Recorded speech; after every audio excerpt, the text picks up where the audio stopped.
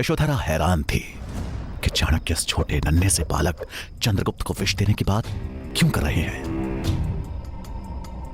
ये विष मैं चंद्रगुप्त को कैसे दे सकती हूँ? यशोधरा, तुम तो जानती हो कि विष ही विष को काटता है।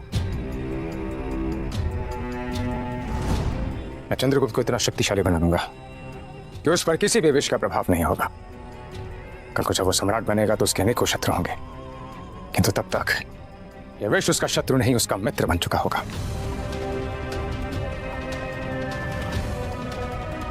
मैं चंद्रगुप्त को इतना शक्तिशाली बना दूंगा कि विष का कोई भी विष उसका बाल भी बांका ना कर पाए। और इसीलिए आज से ही उसके भोजन में थोड़ी मात्रा में विष मिलाने की प्रक्रिया मैं आरंभ कर रहा हूं। परंतु स्वामी, यशोधरा, आपकी लीला आप जाने क्या भगवान जाने।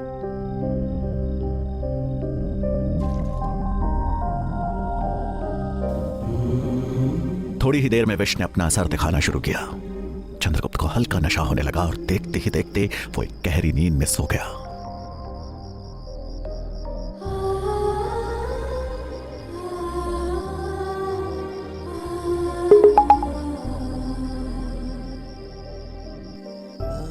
छोटे चंद्रगुप्त को इस तरह से सोते हुए देखकर यशोधरा उसे ममता भरी नजरों से बस निहारे ही जा रही थी।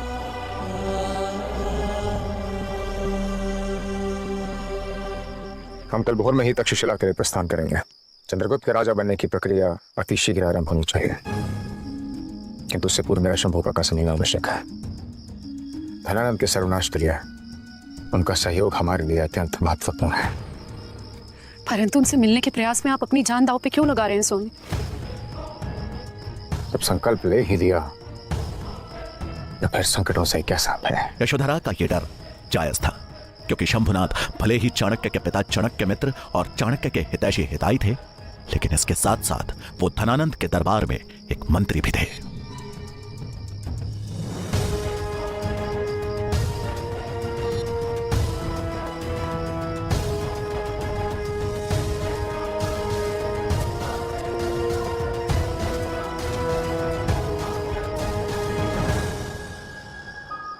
तभी शंभुनाथ अपनी पूजा समाप्त कर मंदिर से नीचे उतरने लगा।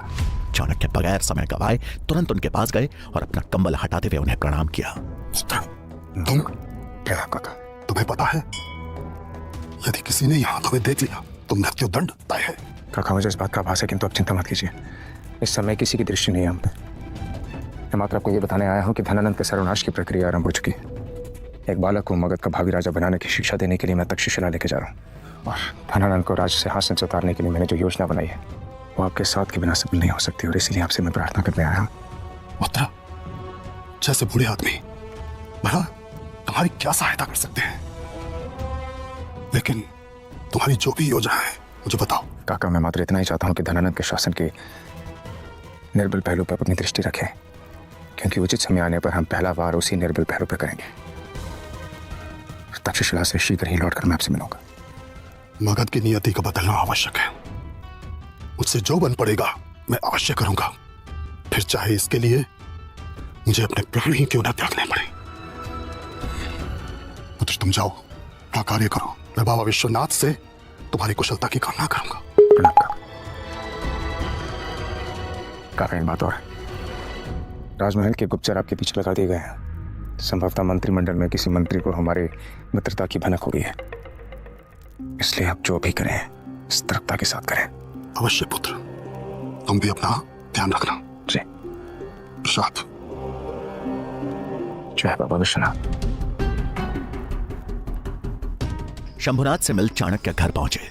उन्हें सकुशल लौटा देख यशोधरा की चिंता दूर हो गई। वो पूरी तैयारी कर चाणक्य के लौटने का इंतजार ही कर रही थी।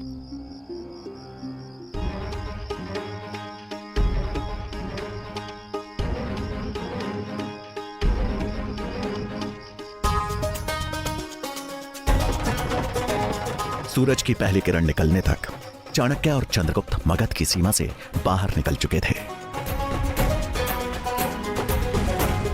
कुछ ही दिनों में चाणक्य तक्षशिला विश्वविद्यालय के द्वार पे आ पहुंचे। तक्षशिला का भव्य द्वार।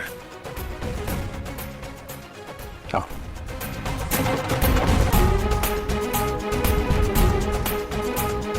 चंद्रगुप्त, तुम यहाँ प्रतीक्षा करो, मैं तुम्हारे प्रवेश की अनुमति लेकर आता। जी आचार्य। तक्षशिला का विश्वविद्यालय प्रांगण देख चंद्रगुप्त के चेहरे पे उत्साह था। सैकड़ों विद्यार्थियों को अलग अलग विद्याओं का अभ्यास करते देख उसकी आंखों में चमक आ गई। चाणक्य चंद्रगुप्त को एक जगह प्रतीक्षा करने की बात को कहकर आचार्य कक्ष की तरफ चल दिए, जहां विश्वविद्यालय के कुलपति और बाकी शिक्षकगण भी मौजूद थे। कुलपति महोदय, शिक्षकगण, प्रणाम। मैं अपने साथ यहां पर एक बालक को लेकर आया हूं जिसका नाम है चंद्रगुप्त। उसकी क्षमता का प्रशिक्षण करने के पश्चात ही मैं उसे अपने समक्ष लेकर आया। आपसे आग्रह है कि शिक्षा प्राप्ति हेतु आप उसे इस गुरुकुल में प्रवेश की अनुमति दीजिए। कुलपति महोदय, मैं आचार्य चाणक्य को याद दिलाना चाहता हूं कि यहां छात्रों के प्रवेश के लिए एक निश्चित परंपरा है, उसकी गरिमा का हमें पालन करना होगा। आचार्य चाणक्य, आप हमें बस ये बताएं कि जिस बालक को आप यहां लेकर आए हैं, क्या वो किसी राजकुल से है? आचार्य, वो क्षत्रिय अवश्य है, किंतु किसी राजकुल का नहीं। ये सुन के वहां बैठे सभी शिक्षकगण हैरान रह गए। फिर उसे प्रवेश कैसे मिल सकता है आचार्य? उसके गुणों के आधार पर। बात ये नहीं आचार्य। बात यही है आचार्य, इस महान विश्वविद्यालय की, इस प्रतिष्ठित गुरुकुल की गरिमा यहाँ का ज्ञान है। ज्ञान ही तक्षशिला की पहचान है, वो ज्ञान जो हम सभी छात्रों को समान रूप से देते हैं। तो ज्ञान प्राप्ति का अवसर भी तो सभी छात्रों को समान रूप से मिलना चाहिए, ऐसा मेरा मानना है। किंतु उसके पश्चात भी जो कुलपति महोदय का निर्णय होगा उसे ही अंतिम निर्णय माना जाएगा। आचार्य गजानन, आचार्य चाणक्य की बातें कुछ हद तक उचित तो है, इसलिए यहां के कुलपति होने के नाते मैं ये निर्णय लेता हूं कि आचार्य चाणक्य द्वारा लाए गए बालक को हमारे यहां प्रवेश के लिए यहां की परीक्षा में सफल होना पड़ेगा। अगर वो सफल होता है तो तक्षशिला का द्वार उसके लिए खुल जाएंगे।